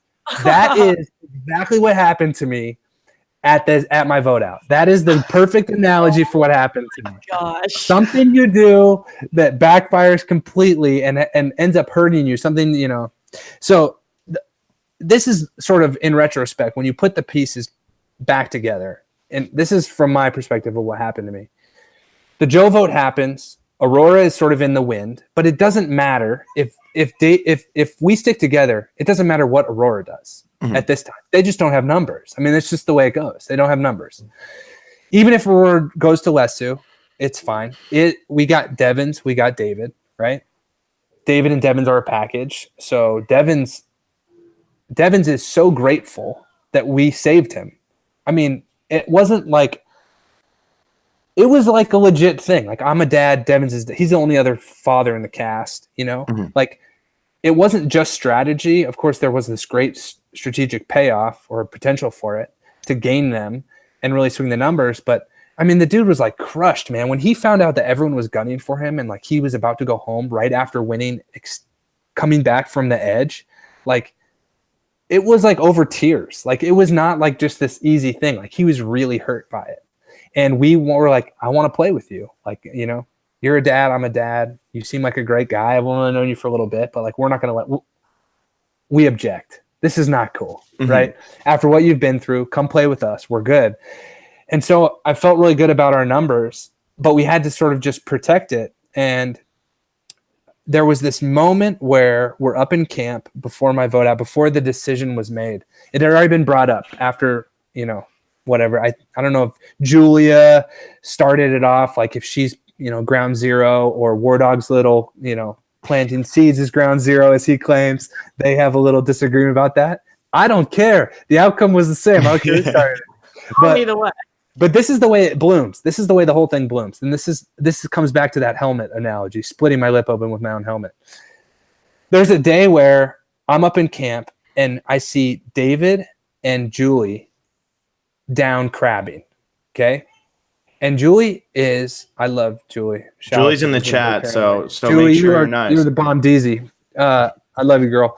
But there was like, I remember we had some conversations where it was like, specifically Ron and I were like, look, there are times where she's emotional. Like, let's just keep an eye on the conversations. Like, we're trying to keep everybody together, right? And David is slick, man. So I see Julie and David down at the beach, and I'm like, we can't leave her alone with him. Like, that's the worst idea. Like, we have the numbers, keep it together, stay in camp, don't talk to those people, and let's get a few votes down the road. You know, this is easy right now. We've earned this. Let's cash in. This is the easy part. All we got to do is cash the check. So I run down there to make sure that Julie and David are not alone, to protect my alliance, right? Fast forward 10 minutes, Gavin and Victoria and Julia are looking down at the beach, and they see me, Julie, and David alone on the beach together. And there's that suspicion, that storyline that I'm going to flip. Julie, Ron, and I are going to flip and go with David and Devins is confirmed like that. Mm-hmm. And the whole time I'm trying to protect the people that now think I'm betraying them. And so, I chuck my helmet and it splits my face in half. And that was me. I mean, I think at that moment it was sealed. It was convinced. I just thought, and this is what hurts me. This is the only thing that hurt me the whole time. I get it's a game. I totally get it. But you get invested. And Gavin and I had grown really close. We'd gone through the tribe swap together. We have a ton in common. I remember there's an interview. They spared me. Thank you, CBS, for sparing me the embarrassment. I appreciate it. This interview where I'm like, I feel like we're brothers, kind of. Like, I know he has an older brother. He has a younger brother. I have an older brother. So we sort of have this kind of bond. And I remember saying, like, and you know what? If he was my brother, man, I think I'd be pretty proud of that. And if going to the end with Gavin means handing him $1 million, I'm okay with that. I'm actually shocked that they. I will live with it. I'm shocked. So I pour my heart out for this, for Gavin, and like, man, I really love this guy, like, this whole thing. And the whole time, I know with as much as I know anything about Survivor, I know that there's going to come a time where Victoria and Julia will come for me. They're going to come for me. They're not going to let me waltz to the end. Gavin is going to be my alarm clock. He's going to be my Paul Revere. The redhead is coming. Like, he's my guy. And he's not my guy. And I go home without a clue because I needed him. He was my link to the younger generation. He was my link to that contingency of my alliance that I knew would come for me eventually. He was supposed to be the moat around my castle. Yeah, and, it was not. Your blind side really was like the thing that shifted the entire season. Because up until then, it was like, this Kama Strong is just going to run the game. This is going to be a pagonging. This is just going to be whatever. And then that happens. And I was like, whoa, was not expecting that. And then you get the craziness with Julia. And then War Dog pulls the move on Kelly. And then everybody votes out War Dog. I mean, it was just such like a trickle-down effect there. It was crazy. Yeah, it was it sparked a strong player whack-a-mole. It was basically make a move and go home. I mean, that's what it became. Mm-hmm. It was and it's funny. There's sometimes I remember on the Edge there was some discussion about this. It was like the winner you start to care as like a jury because the winner represents you in some way. That's your season, that's your winner. So if you have a weak winner or a winner that everyone's not stoked on, somehow people care about that, And I remember thinking, we did it to ourselves. Like we're the ones who did it. We cannibalized each other. Like if we're gonna all sit on the edge of extinction and be like, oh man, all the strong players are here. Well, you all voted each other out. Yeah. Yourself. Everyone point around and just go, you did it to me, I did it to you, we did it to each other. That's how it goes. So it was a big moment because there had to be so many people in the dark for it to happen. Mm-hmm. And so it just split it right down the middle. And the timing blows my mind. I don't get it. I still don't get it. I think the play's good. Like, I know I have to go. I know I do. I know that they're not going to let me go to the end. I get it. Mm. But final 12. In fact, coming in, I always told myself, here's how I'm going to win. I'm going to get 4 or 5.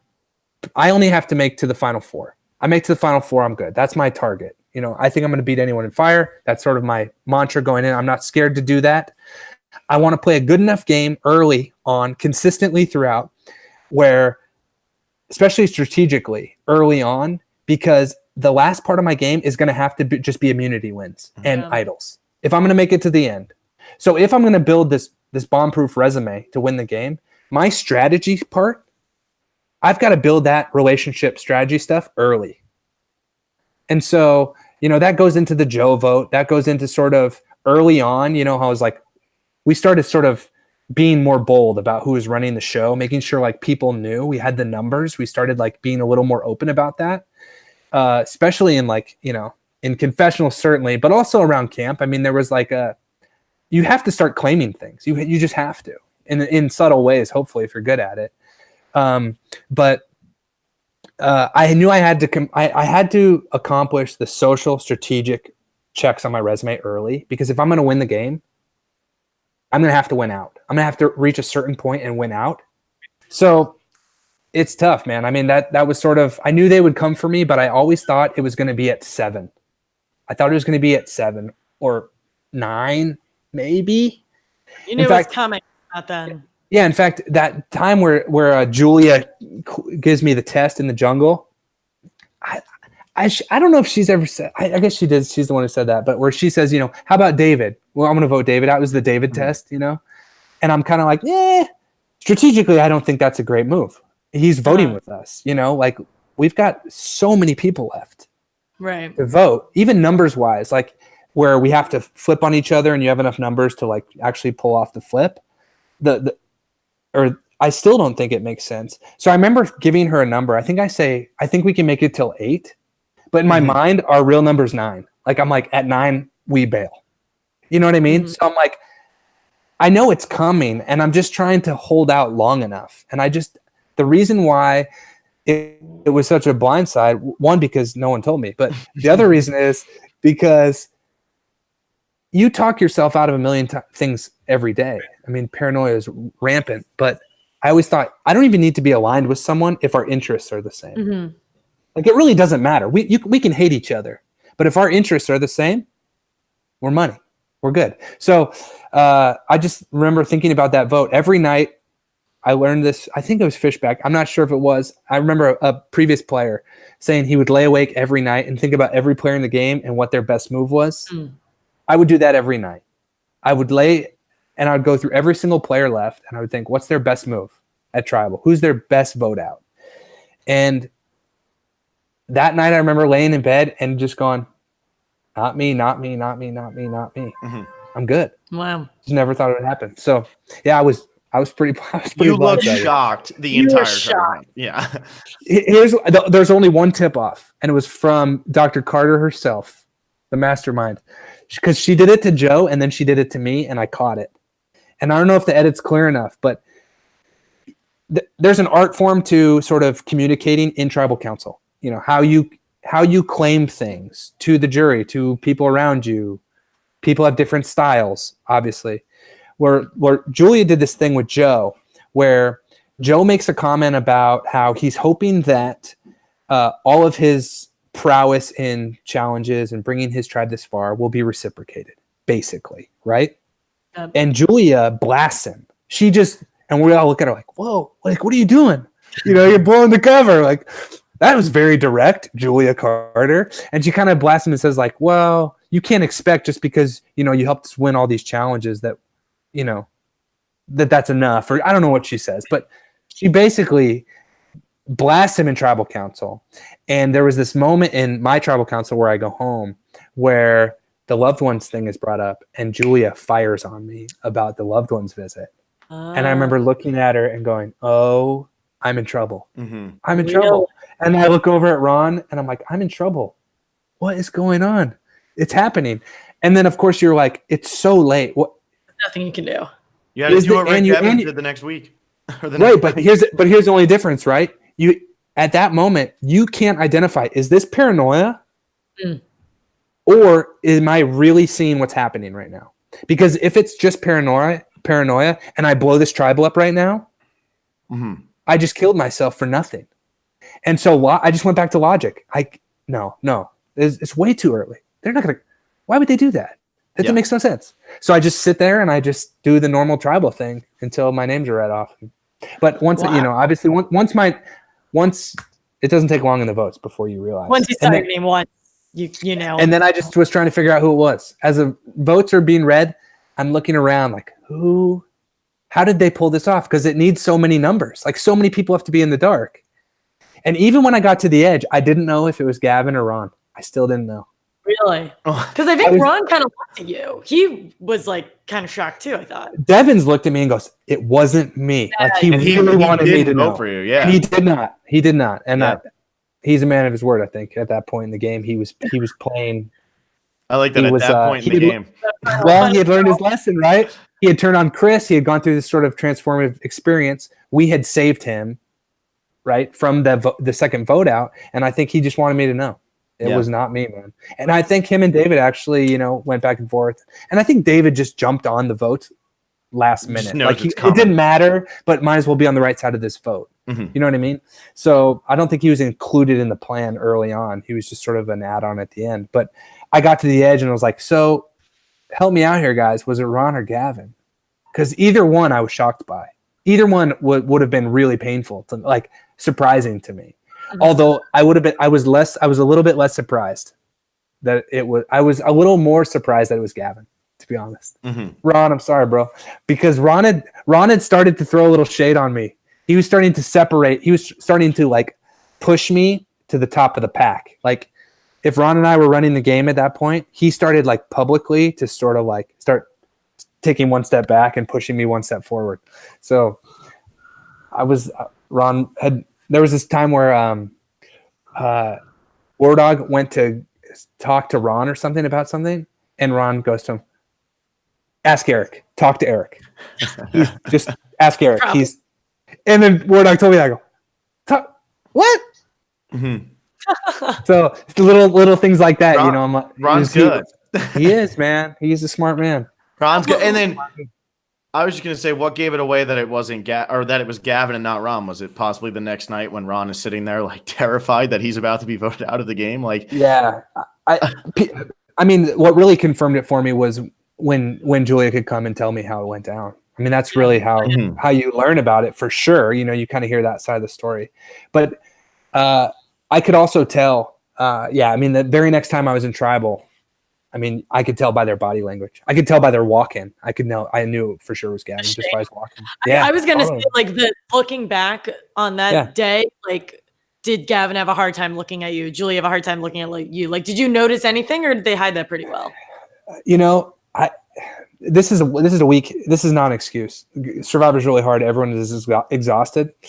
But I had won Chinese food on the Father's Day challenge. And so the day before Tribal, so this is the middle day where it's an off day, right? We win Chinese food, whatever, off day, Tribal. We've got this alliance. Everything's, I think, good to go, right? A big part of the game, anytime people were scrambling unnecessarily or having all these weird conversations, why are you checking back in with me? What's wrong with you? We're good. Chill. Mm-hmm. I was kind of that guy a lot. Just be cool, man. Mm-hmm. Be cool. We're fine. We don't need to talk again for the millionth time. We're fine. So I was just you know what? I'm going to go do me today. I felt great. I woke up the next day with all this energy after having protein and the Chinese food. And I had this dream to catch a big shark on Survivor, to be the dude who not a little sand shark on my hand, Richard had. Boom! Survivor knowledge. Eat your heart out. Reddit. He's watching. Richard Hatch caught a shark once. Wow, May of 2000. Boom. I wanted. There were these juvenile reef sharks that were just beyond the beach, but at this far end of the coral, and I was today's the day. I'm gonna go get my shark today. So I go out and I spearfish for 4 or 5 hours. I'm determined. Goose egg. No shark for me. Those things, you can't get anywhere close. It's crazy. They're crazy fast. Anyway, and they're not interested in you. So I had a hard time catching the giant shark I wanted to. I mean, imagine that. I'm pulling this shark by its dorsal fin up this huge stream of blood, blood trail behind it. And I'm imagine I walk into Tribal with the shark jaws on a necklace. Oh my God. I'm you had big dreams out there, Eric. You had big dreams. I did, man. You I did. But I was I could catch a shark. Joe, catch a shark for me. Yeah, no. And then you just push Joe over and you take the shark. In that moment, I was if Joe was here, together we would catch a shark and our bond would be forged in shark blood. Any sharks anyway, on so the I felt great that day. Any sharks on the edge? Or yeah, There was a juvenile a very small one, like maybe like this big, that was up on the sand, and Reem's like, shark, and Joe like ran over and stabbed it, and we ate a shark. We ate a stingray. We ate a bunch of stuff. But that day leading up to my vote off, I swam all this stuff. I swam for like 4 hours. I came back. I was pretty sick. I had a bunch of GI stuff going on. I was pretty sick. And I just hit a wall that day. And I was like barely holding on that day. So if there was like a distance from Gavin or my other tribe mates, you didn't feel it. The only little radar that like threw me off was right before that vote, we had a comma meeting. So this is the only like open meet. We had this big open meeting. Didn't happen the first time with the Joe vote. And because of that, I think in response to that, it was like, okay, guys, sorry we made a decision at the well with the vast majority of the tribe. We're sorry you were left out. Like, let's make sure everyone's included in this next vote. Our bad. It wasn't intended. It just happened. It wasn't supposed to be that way. So we're like, okay, we're going to meet at the beach. I think it was the last one to show up because I'm like, this is stupid. Why are we doing this? Like, I didn't even like the idea of the meeting. Like, I'm like, this is stupid. Like, why are we? It's kind of rubbing it in their faces. Like, we have the numbers. We're fine. So we get there, and I remember just being like, yeah, I think it should be Kelly. I'm back on Kelly, It's Kelly. Perfect. And I wanted her last time. It didn't happen. If we're going to now start actually voting out West Sioux members, Kelly's the target. Like, let's do Kelly. And so we're talking about that. And then I remember people like, and then we do David. And I remember just being indifferent about it. Like, fine, I'll deal with that later. Of course, I probably would have. They're probably right. Not because I was going to flip on David, but I don't think David would have been the right move. So, but anyway, so that, but I remember after that meeting, we did this thing where it's like, everyone's hands in, come on, 3, 1, 2, 3, blah. And I just felt like way kind of over the top.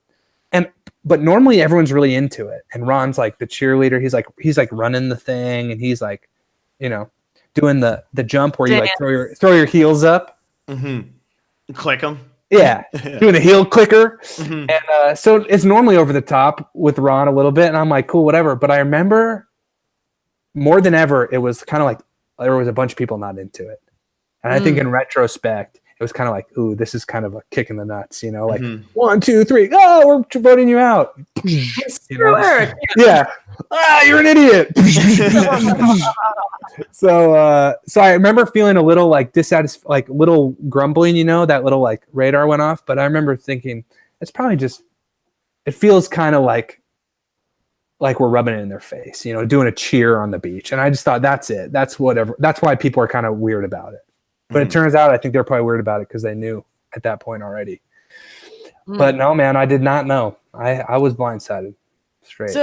So going back to all of the dancing and the heel clicking, in the second episode, you are famously missing from the big comma dance. Yeah. Is this not your thing? What was going on there? Well, certainly not my thing. Definitely not my thing. Heel clicker, that's not your thing? I love to dance. And I've got moves. I'm a fantastic dancer, in fact. Put me on a dance floor, at a wedding with some people I know, some people I care about, we'll cut a rug. But at that particular minute, I was probably looking for an idol. Probably. I don't remember. Because the timeline is so skewed. And I was looking for idols so much. I remember there was this moment I was like halfway up this like mountain in this like cave. Right. And I'm like pretty high up, and it's like in the middle of the night. And I'm like looking like I've got to get my face like so close to like the rocks to see if there's something there. And I remember thinking, man, if they put an idol, I'm impressed. Like that someone climbed way up here. Like, this is dangerous. And then I realized I like turn around and like the camera guys are like 300 yards away from me, just like standing there. Like this guy's an idiot. Yeah, there's no reason. There's no way I'm going up there. That is insane. I'm like, oh, they're not filming this. This is dangerous. I better get down. So I was looking for, I'm gonna die out here. So I didn't. I think I was probably looking for an idol, but who knows, man? Who knows?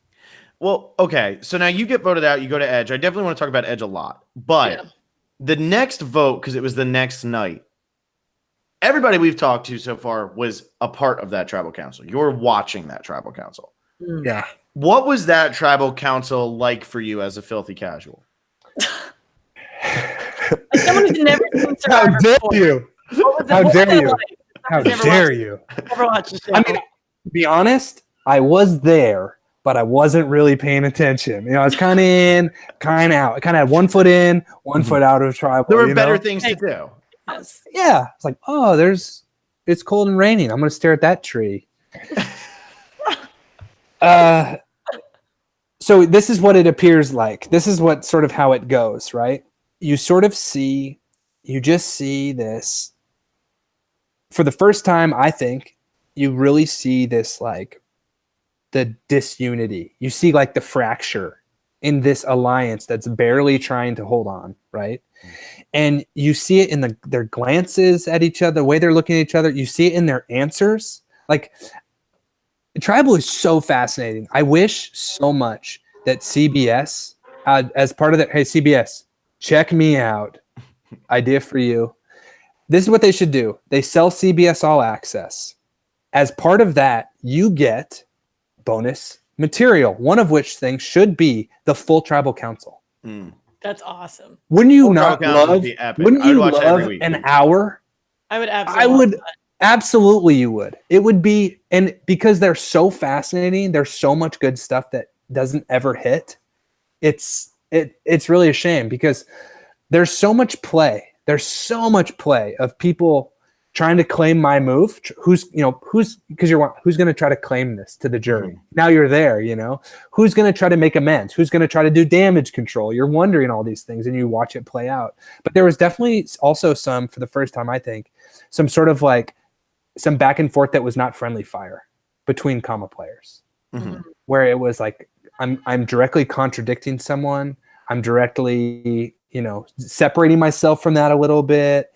And I remember watching Julie just sort of, she just seemed marginalized, like just fed up with being told how to vote, not being taken seriously as a player. And I think they probably, she felt like she was told, do this.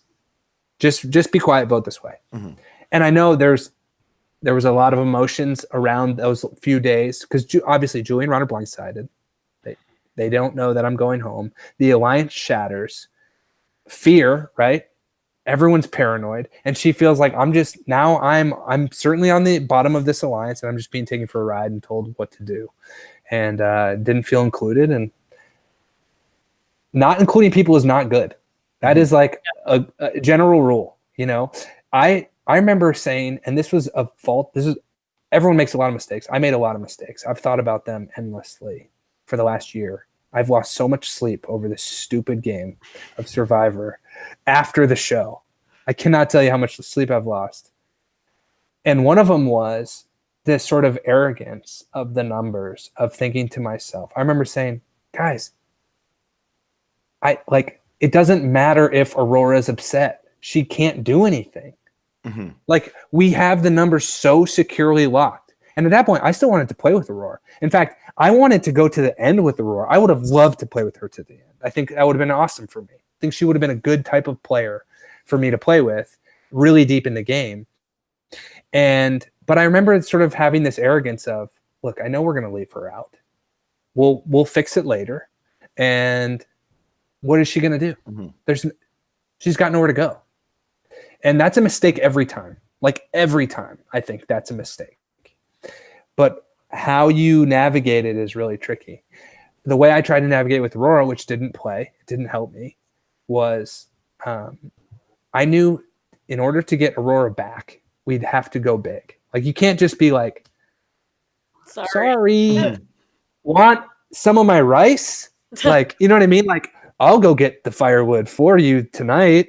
Like, you have to offer something good. Like, we have something good already that she's going to feel alienated from. Like, you have to give her something really good. And I remember I asked her for a Final Four. And I had not done that very much at all, hardly at all. And she was like, let me think about it, which is basically like, No. Go screw yourself. Yeah. Cool. Let me go think about it. And while I'm thinking about it, why don't you go beat your head with a rock? Like, no, thank you. You know what I mean? Like, no thanks. So I knew it didn't play, but that point of the game where I was at mentally, it doesn't matter. Mm-hmm. It's a win-lose. Like, there's no downside. If she says no, cool. We still have the numbers. If she says yes, great. Hopefully we bring her back in. And when we fracture eventually, hopefully she falls with me.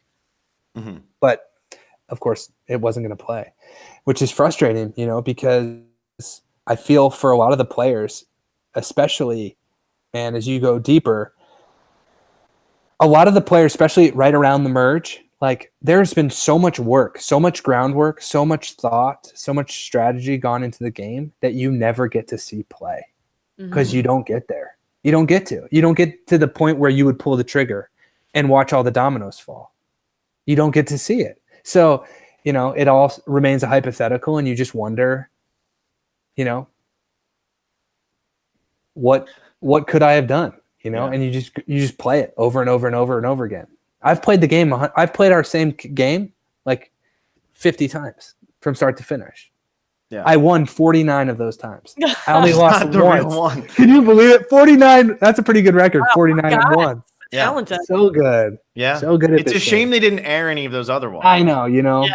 They just don't like you. That's the next season. It's just going to be you against yourself. That's a theory. Someone tweeted at me and they're like, the only thing I want to know is, why doesn't Jeff like you?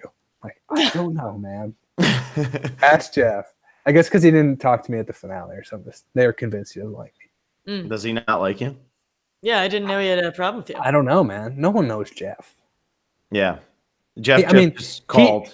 He doesn't like you. Yeah, he texted us and said, "Hey, Eric, I know you. I know you guys more than I know Jeff already. You know what I mean? You don't get to you're not kicking back beers at Ponderosa with Jeff. Oh, damn. You know who was kicking back beers with Jeff one time? Somebody put the picture up. Really? Wasn't it Rob? Boston Rob? Back when in All Stars when he went on the reward with him. Sounds about right. Sounds about right. You're not the next Boston Rob. Is that what you're trying to tell us, Eric? Dude, come on, man. We don't need a next Boston Rob. We just keep getting the same one over and over again. Well, come on, man. I can't believe that guy. You weren't kicking back beers at Ponderosa, but we saw you kicking back a lot of ice cream. Dude, that was your move. It looked like. I contemplated very much having a bowl of ice cream tonight while I talked to you guys. But you know what? It would have been great. Oh my gosh, it's a great idea. I should have done it. But I'm all contemplation. There was no prep time. Obviously, the computer's on a box. First of all, yeah. There's no ice cream in this house. Podcast is sponsored by Lowe's. There's no fridge. Lowe's. Where you buy stuff for the handy guy. That's their tagline. .com. That's their motto. Hey, Lowe's, get at me. Get at me. You need someone to promote your stuff? At Lowe's. Clearly, I know all about you guys. Follow him at Lowe's. Eric Hafemann. Hafemann. Hey, Hafemann. I like Hafemann. So what's your favorite flavor? What's your go-to? Well, what the hell? Very limited options. Very limited options. Here's what's going on at Ponderosa. First of all, it's not really on the menu. There's a secret menu at Ponderosa. There is a menu. What the hell is that? No, it's not on the menu. There's an official menu where you can order from. But basically, once you get in good enough with the staff, they're like the best people ever. I would sneak over to the window and I'd be like, "Yo, hey, you gotta get some ice cream." I would get vanilla. They're like vanilla or chocolate. I'd be like vanilla. I'm like, can I have some chocolate too? So I get vanilla and chocolate, right? Then at first, no whipped cream. This is a problem. So then I'm asking for like half and half or like heavy whipping cream. So in one of the videos, I'm trying to make my own whipped cream. Mm-hmm. Didn't go great. No, that was not gross. Not a full success. A minimal success. I did whip the cream, but it had no fluff. It had no air. Well, you need the it's better with the what am I mean? Like a gun blender. thing. Like a blender. Yeah, the gun thing. Yeah, I need that. Yeah, exactly. My boys right now, my two children have constructed a battering ram out of Legos, and they are breaching this door as we speak. This is about to get violent, people. Turn off your volume. Yeah. Look away, children. Oh, yeah, before we were live, Eric was dive bombed by his son, and we thought we might have to do a quick hospital trip before. And I made him cry. He did cry. That did happen. When his chin smashed the top of my head. Yeah. He looked at me like, thanks, Dad. Yeah. Awesome. Gosh. Anyway, so then basically there was this smorgasbord of candy, and I would take every type of candy bar, and I would like mash it up, put it in there, huge spoonfuls of peanut butter, the whipped cream, chocolate if they have it, and I would make this enormous bowl of ice cream. And it drew a lot of attention from my fellow Ponderosians, and I shared because I'm generous, even though they backstab me. Very nice of you. Share my ice cream, and then I would sing this little song. I would ring this little bell. I got this whole thing going on, and it became quite the hit. Ron got on board. People started making ice cream. The floodgates were open. Ice cream for all. This all goes back to I'm the glue that holds us together. I just think you reap what you sow, people. You were the king of Ponderosa as far Thank you, my man. I love it. It's so funny to me because first of all, when you rewatch the season, you're in every episode. Like people make it seem like who's this Eric guy, and I'm like, you're everywhere. You got the chicken confessional, which is absolutely hilarious. You're in all of those early episodes the peanut butter off the plate. When Kama's not going, you're having the conversations where like, you and Gavin are talking, we got to get rid of the returning players. Like you're in every episode. I think you have a confessional in almost every episode you're in. So I love the people who are like, this guy's not even there. It's like, no, he was there. Just watch the freaking show. Yeah. So, but you at Ponderosa was like War Dog Rick Devens levels of personality. And I was like, where is this coming from? Where is this guy? Well, like all you needed to do was eat. Yeah. Yeah. I mean, just give me a little bit of food or an extreme amount of food. Actually, you know what? It's funny. I was thinking about this because it's not like I was any different at Ponderosa than I was in the game. I mean, obviously, circumstantially, it's very different. You can just be silly, and you're not. I was pretty laser focused in the game. I mean, like I said, I came to try to win. And if being goofy wasn't going to help me win at the time, I'm not being goofy. You know what I mean? So I was pretty measured the whole time.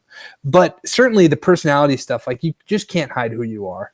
And I think this is really it. I think there are a lot of players this season that are great casts. Like they're just really dynamic, cool, fun people. The problem is that just being like a great big personality or someone who's really fun to watch or whatever isn't enough, because you have to make it far enough. You have to get to a point in the game where showing all that stuff pays off. Mm-hmm. You know what I'm saying? Like let's say Rick, who obviously we know has this monster personality. Everyone loves Rick. I love Rick. Rick, I love you. If Rick goes home, let's say Rick goes home in my place, right? Mm-hmm. We don't get to see all that great Rickness, right? I mean, he's gone because it's an editing nightmare for CBS, for the producers. They do a tremendous job, I think, when you think about what they have, the task they have to do, how you have to tell all these stories. But showing a little side conversation just because it's funny or just because it's entertaining for me, it doesn't pay, because I'm not going to be around much longer. Right. You know what I mean? I'm going to be on the edge. So it's tough. If it's a normal season when Rick Devens goes home at 14, Rick Devens is just gone, or whatever place he was 15 in. Like he's just gone. And he doesn't come back. We don't see all the craziness with his idol plays and the way he sells himself to the jury. And if there's ever a pre-merge season or another second chances, Rick Devens' name is on that list, even if he goes out at 15. But he's not nearly as, I would say, popular, but Reddit has other feelings on Rick Devens. But he's not nearly as big as he becomes because Edge of Extinction exists and he comes back into the game. Yeah. There's not a person I know personally. I know Reddit is its own animal. You animals. But that'll do it. That'll get them. Yeah, they're keyboard warriors for you now. Come at me, Reddit. Yeah, they're finally coming out from behind their keyboard. I deleted my Reddit app. I deleted my Reddit app like 3 days ago. So did you have to be banned, or were you able to just like use self-control and not go on Reddit, or did you need to impose a self-ban the way the War Dog did? Similar. We're similar in our ferocity for Reddit. But just wrote a whole troll paragraph and then got kicked haven't missed it yet, although I probably will revisit it now and then just to see what mean stuff. I literally only went on Reddit and tried to find mean stuff about myself. Well, that was like I'm going to post this link in Reddit tomorrow morning, so we'll let you know if anything good comes out of it. Oh, it's going to be miserable, so people are gonna get ready. I hope so. Come at me. I love it. Okay, so this is true. All the people that I actually know that like a lot of the guys I work with and friends and stuff, everyone always tells me like, man, what a game Rick played. I love Rick. Rick is very, very popular out there in the real world. And that is because Rick is exactly who you saw on TV. And he got to play long enough where everyone gets to see it. And that's really, I mean, there are tons of in my opinion, we had a great cast. And I would love to see, it would be nice if you could see everyone's storied out in that much detail. And I think like Kelly Wentworth is a perfect example who plays on your season. Her first season, she gets 14th or 15th. Then she comes back and gets 4th, and all of a sudden becomes like an iconic female player in Survivor history. Like it just tells you like who knows what gold you've lost pre-merge or early on, or like what you're just not getting, because look at what Kelly does. Kelly goes to Final Four and she's playing a third time. Right. Like nobody was saying Kelly Wentworth needs to be playing 3 times after her first season and saying, well, does her. Right. And now everybody's pissed that she's claiming she's not going to play a 4th time. They're all mad. Yeah. Right. What? Yeah. She's not? How dare you, Kelly? She should be on every season, right? I need more Kelly Wentworth. Well, I heard next season they have statues of your face and Kelly's face. And you guys are going to give advice. Headbutting each other. Yeah, that would be awesome. In fact, Kelly and I had a very funny relationship on the Edge where I would basically just drop in on her every once in a while when she was like in her little. She was in this little sail shelter that she would lay in all day. And I would just kind of like peek and be like, hey, we're going to get through this. You got this, Kel. And she'd be like, thanks, Eric. And she'd like roll over and like growl at the sand. She was in a bad spot, but she hung in tough. She's pretty cool.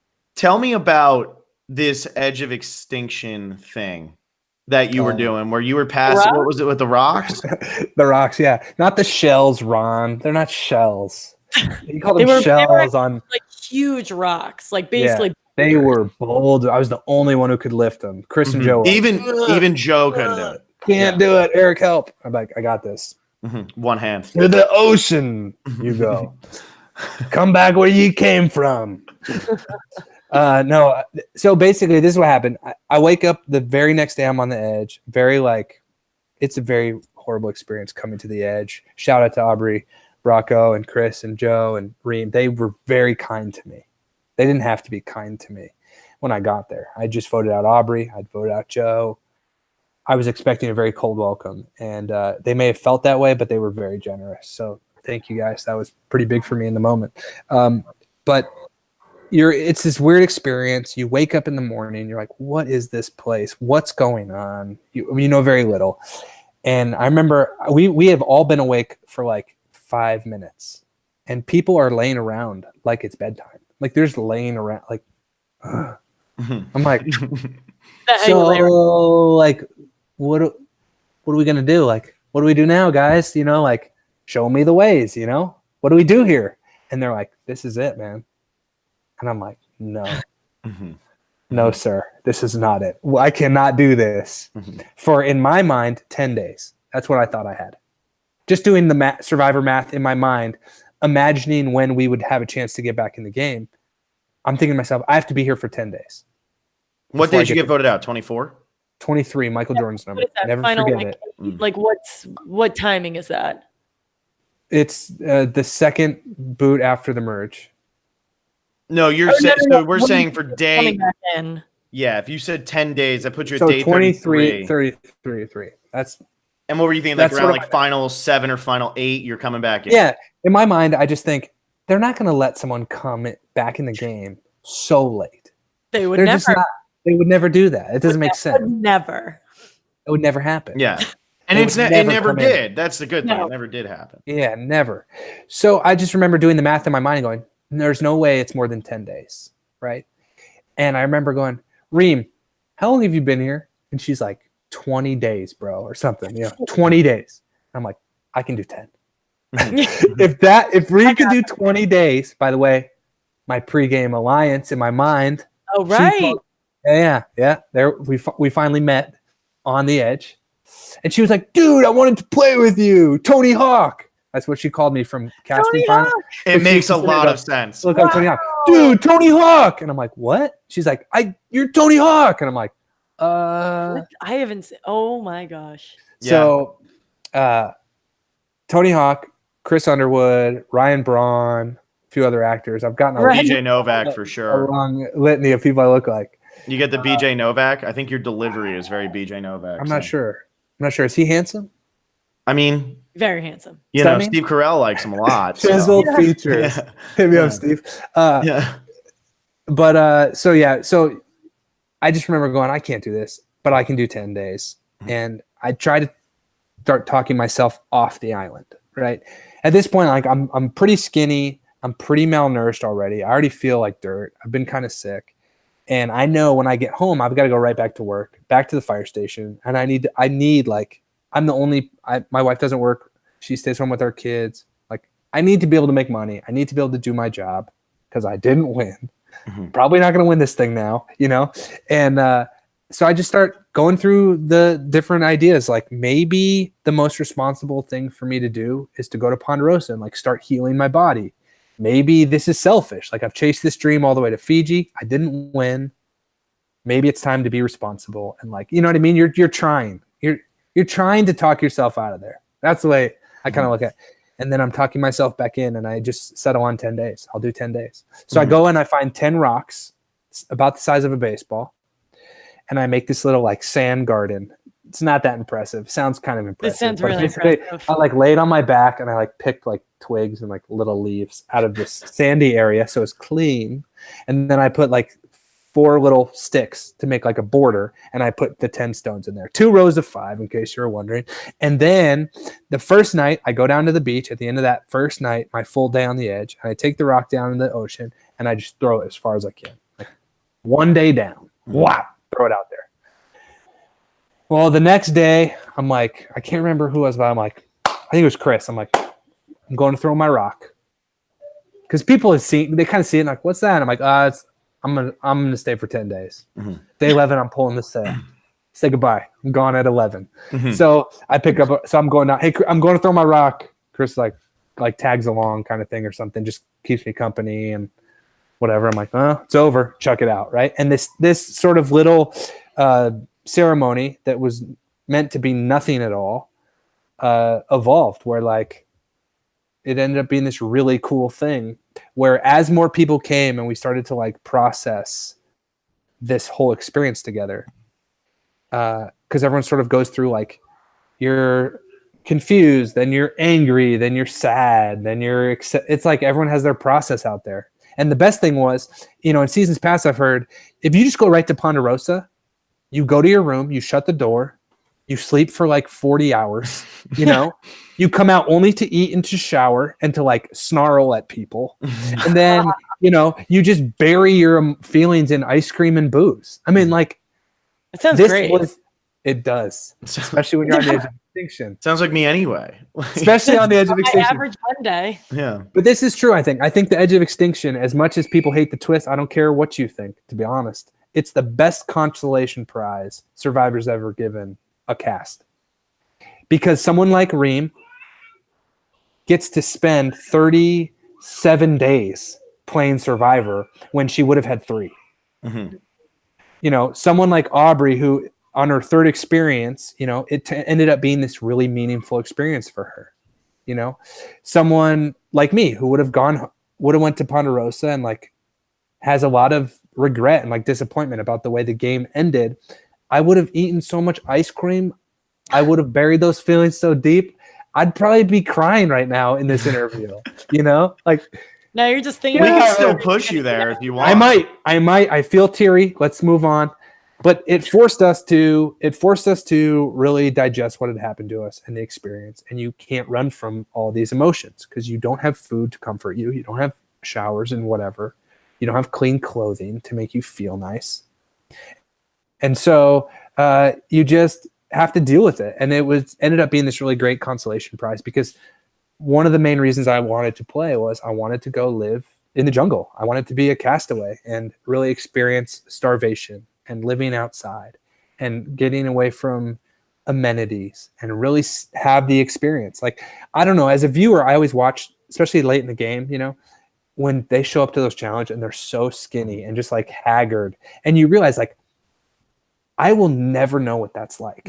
Like, that is so intense. It's so intense. And yet they pull out all these like heroic challenge feats and they push themselves so far. It's like that next gear. You want to see what's inside. And so the Edge provided that for me, and I never would have had it. I would have been eating ice cream, getting fat. Mm-hmm. And so it's a cool consolation prize. I love it. And as it evolved, this ceremony, it became really meaningful, where people would leave. The idea was, let's just deal with it now, leave it here, so we don't take all the crap, the negative stuff, home to our kids, home to our families, to our girlfriends or boyfriends, or to our normal life. Let's leave it out here in the ocean on the edge. So we'd sort of cast it away and leave it. And it became sort of this, semi-spiritual, religious, we'll call it what, for every person is probably a little different, experience, where we would say something about the day. Chris would start off, he'd go, "Today was a good day." And it was so organic. That's the cool thing. Like, if you sat 10 people down, you said, "Okay, guys, here's what we're going to do. I'm going to get these stones. We're going to say something meaningful. Chris is going to start it out. We're going to pass the rock. I'll throw it in the ocean." Everyone be like, "That sucks. You're crazy. It's super lame. This is a stupid idea. And I'm going to go sleep under the tarp." But because it happened organically, like, it really just evolved. It ended up being this really cool thing. And so Chris would say, "Today was a good day." And he would say something. Some days it was just like, for someone, it was just like, it's over. And that's enough. Mm-hmm. I found something to be grateful for today, and kind of pass it along and say different things. And people would mention conversations they had, or whatever, things they had realized about themselves, or whatever. We caught 3 crabs today. Ooh, whatever. Something to be grateful for. And then the rock would get to me. I would say something, and then I would sprint down to the ocean, and I would throw it like 400 yards, so far that people were impressed. And it would hit the ocean, and then you couldn't even see it. Sort of, it was so far, but I would tell them, because I have 15, and it splashed. It would hit the water. Everyone would sort of kind of erupt in this little like elation, and we'd be like, "Ah." Oh, and here's the last line. I'd always say, "Day 35, you don't have to go home, but you can't stay here." Mm-hmm. And then I would run down and I would chuck Beautiful. it. I do the bar closing, the bar semisonic, man. That's right. And I would chuck it. I would chuck into the water, and then we would run back, and we'd sort of have this like group kind of hug, and then we'd go to bed. And sometimes we'd break into this like Edge of Extinction, and I would do the robot, and like everyone would dance. I would love and it was awesome. It was awesome. And you know what's so crazy? I remember at Ponderosa, so many people were like, "Oh man, this is gonna be such a big, like, this is gonna be such a prominent part of the show. Like, it's so beautiful and so cool." And then it's like crazy, nothing, right? It's not even. This didn't happen, and I love it because it's ours. Yeah, and it's ours, and it didn't need to be anyone else's, and we didn't need to share it. We know what it is. We don't have to read about it, about what people think about it. It was our thing. It was really cool. I'm glad it happened, and that's the story. I get all sentimental for things I was never a part of all the time. And like, I'm sentimental about this. Like, I'm nostalgic for something I wasn't a part of. Like, I wish I was on that stupid island with you guys, chucking rocks into the water. Like, I really it's awesome. Like, it's just there's awesome. 14. This is what kills me. I would love to. I don't know. Hey, Jeff, hook me up. There's 14 of these ceremonies on film. Mm-hmm. Like, people's reflections, 14 days in a row. What a cool compilation it would be. It would be so awesome. It would be unbelievable. And it was a time and place, and it was pretty cool. So it was definitely the highlight, man. And it was cool because in a game where you could have been sort of doing your best to make everyone's experience miserable and get them to pull a sail, people were playing the game, no question about it. People were playing. Mm-hmm. Some people more than others. But we helped each other through the experience. It was cool. That's awesome. That's really awesome. It was really cool. Yeah, thanks for being there. I really wish I was. Like I would if they ever do Edge of Extinction again, it's not going to be as cool as the first Edge of Extinction was. Yeah, no, it'll be different. But you know what? They're going to need someone there. Should I just be there? Should they just they're gonna need someone to show them the way, you know? And it should be me because I heard your story. You were there, basically. You told me the story, and I was there. Who better? Who better to do it than you? Who better? Also, check your phone. Check your phone, Eric. Check your phone. Not be distracted. Also, did you ever let? That's good. I was gonna say. I will not, War Dog. You pig. Finagled your phone number. Yeah, exactly. By the way, guys, I just stole Eric's digits. Next thing though, did you guys ever let War Dog attempt to throw it into the water? Would he have reached? Did it hit you when he tried to? No one threw him in the water but me. That's was smart. And was that because you didn't want War Dog to embarrass himself, or no? That would, in fact, we talked about it. It was like, you know, it'd be cool. Let's have War Dog throw in the water tonight. And I was letting like, that's cruel, guys. That's not the point. We'll let him stand where his feet are actually in the water. How insane would this be? You know what would have been the best thing ever? That none of that happened, by the way. We did not. No one approached me to let War Dog throw in the water. It was not a real plan. I don't know if you can tell when I'm lying, but that was not true. How awesome would it be if we orchestrated that? We're like, oh, dude, this is gonna be so funny. Let's make War Dog throw in the water. So we orchestrate it. He gets it and he grabs it like everyone's like snickering, and I'm like, here you go, War Dog, and I like throw it to him, and he like one hands it in like a perfect like 12-6 curveball, and like hucks it like 400 feet in like the most like beautiful Peyton Manning overhand throw, and everyone's just jaws drop. And he's like, suckers, I'm super athletic. I actually played for the Brooklyn Nets and the New York Mets, you know, not in law school, double psych. Yeah, exactly. Yeah, that would have been. Didn't happen either. Also didn't happen. Also not true. But people ask me all the time, is he faking it? Is he faking it? Not faking it. Eric, we all have to play catch with War Dog. Like, that's what I'm thinking. I think we all need to just like hang out with War Dog and have a catch with him. Just teach him how to throw. Just get it up there, you know? You know what though? We'll start with the underhand where you kind of let me come to my man's defense a little bit. Let me come to his defense a little bit. He's not the only person who suffered significantly in their throwing ability. In fact, there is one specific. Is Julie still here? Julie is still in the chat. Julie, my girl. Check this out. I remember, I want to say it's croissants. It might be croissants. But you know the ladder, the ting with the bolos? Mm-hmm. I throw the bolos.